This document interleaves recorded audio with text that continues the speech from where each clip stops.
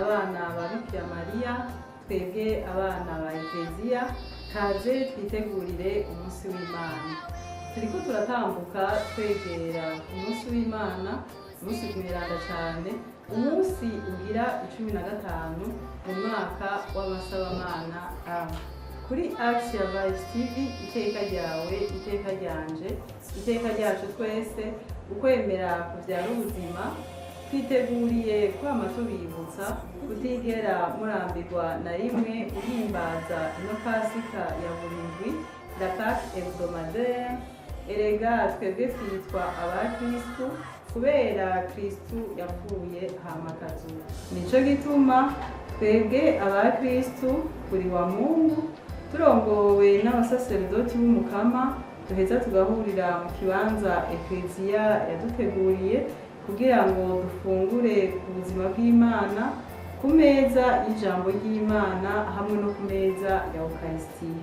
Kugira ngo uwo munsi ntuzotuge ko kiturunguka, mudukundire tube turabamenyesha amajambo y'Imana tuzosangira. Igisomwa ca mbere, Ekleziya izogivoma mu gitabo c'umuhanuzi Izaya mu kigabane ca 55 kuva ku karongo k'icumi gushika ku k'11. Ijambo ry'Imana rigereranywa n'imvurirwa ikameza ibiterwa. Ubwa kabiri, tuzomara iyi minsi yose turiko turazirikana mu mutima wacu izaburi ya 65. Tuze turasenga mu mutima tuvuga tuti, uragendera isi Mukama, ibiri kuriyo ikayagayaga. Igisomwa ca kabiri, Ekleziya izokivoma mw'ikete y'umutumwa Pawulo yandikiye Abanyaroma, ikigabane c'8 kuva ku karongo k'18 gushika ku ka 23. Ibiremwa birarindiranye igishika cinshi igihe Imana izokwerekanira abana bayo. Inkuru nziza nayo ni inkuru nziza ya Yesu Kristu nk'uko yashikirijwe na Matayo, ni mu kigabane c'13 kuva ku karongo ka mbere gushika ku ka 23, aho abasaserdoti bazokwifuza gusoma inkuru nziza ngufiya. Ni mu kigabane c'13 nyene kuva ku karongo ka mbere gushika ku karongo k'9. Bane ba Ekleziya, mwebwe dusangiye kuba abana b'Imana, imbuto ijambo ry'Imana, umubivyi nawe ni Yesu Kristu. Uwo ijambo ryakunzemwo yama vyinshi vyibagiza umuruho w'umubivyi.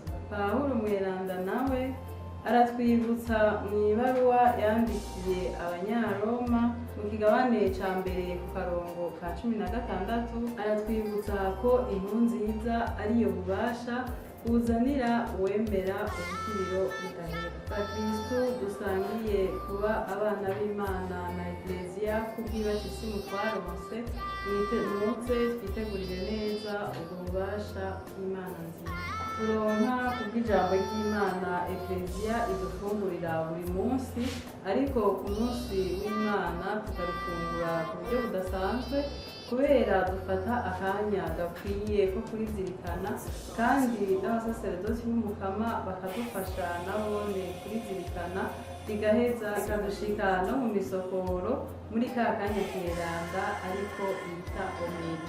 Nico gituma ibiro bijejwe inyigisho n'ukwemera biroma kwa Papa biherutse kwibutsa ko mu nkuka ya misa atawundi n'umwe arikuriwe gusigura inkuru nziza atari umudiyakoni canke umusaserdoti, bobo bavyatiriwe.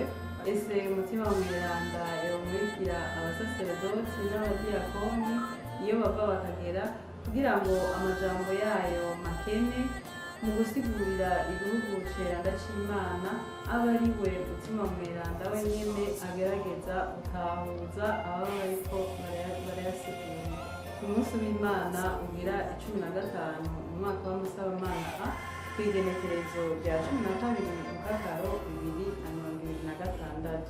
Umunsi w'umukama mwiza kuri mwese.